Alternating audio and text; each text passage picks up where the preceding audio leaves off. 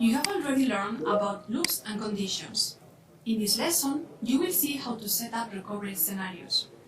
By the end of this lesson, you will be able to create and use a recovery scenario. This lesson will help you meet this learning objective by answering 4 basic questions. Why are recovery scenarios useful and time-saving? What are recovery scenarios? Where can you apply these scenarios in Tosca? And how can you enable and create recovery scenarios for test cases? Let's begin with why recovery scenarios are useful and time-saving. You may have already realized that, as you run the sketchbook in previous exercises, problems can occur while running test cases. For example, a random pop-up might appear, or a test case might not execute properly. Imagine if you had hundreds of test cases to run. You will not want to react manually every time this happens. Instead, you can use a recovery scenario, which will create instructions for Tosca so it will know what to do and recover the test case. So, what is a recovery scenario? Recovery scenarios are instructions that tell Tosca what to do in order to recover a test case that might have failed while running a test during the final execution. If a recovery scenario is run successfully, Tosca will retry the test case according to the retry level set. If the recovery scenario fails, Tosca will go into the next recovery scenario available. Where in Tosca can you apply these scenarios?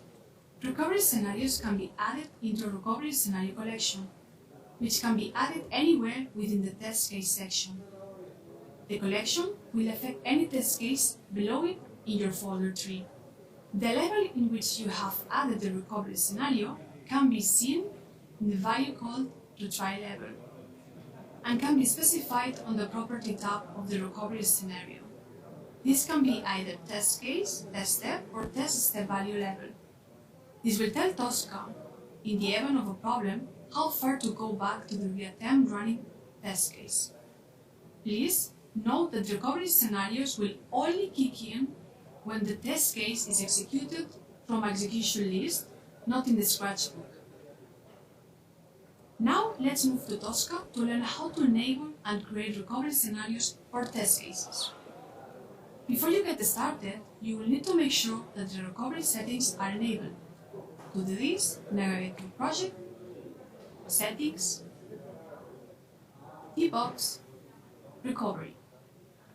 The first 3 define if dialog failures, exception failures, and verification failures should be recovered. Please keep in mind that verification failures might point to actual errors in your system under test.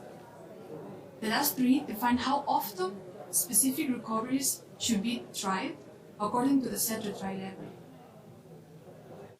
All those settings might be set as test configuration parameters on test case or test case folder level. This will then override the recovery scenario settings. Once you have enabled recovery, you need to create a recovery scenario collection in your test case. You will do so by right-clicking on the level where you want the recovery scenario and then selecting Create Recovery Scenario Collection from the context menu. This can be found under the ellipsis button on the icon bar of the context menu. You can also use the shortcut Ctrl-N, Ctrl-R. Now, you can right-click again on the collection and create a recovery scenario. Make sure to set the retry level on the Properties tab. You can now add any steps you want into your recovery scenario. You can either drag and drop a test case or use the shortcut Ctrl-T to look for any module or reusable test steps folder you want to add.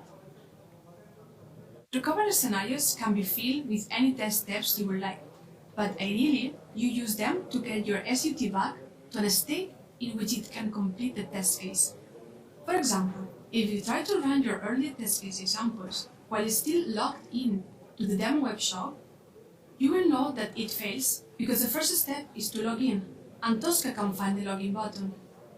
You can add the steps to a recovery scenario that logs you out if the step fails, and then the test case will try again and continue. You will set this up in the exercise that follows this lesson.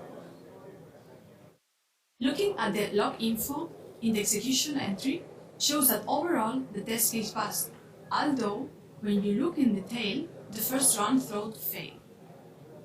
Remember, recovery scenarios kick in only during actual execution in the execution list, not in the scratch book.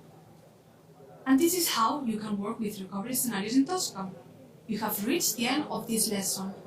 You are now able to create and use recovery scenarios. Create your own with this exercise.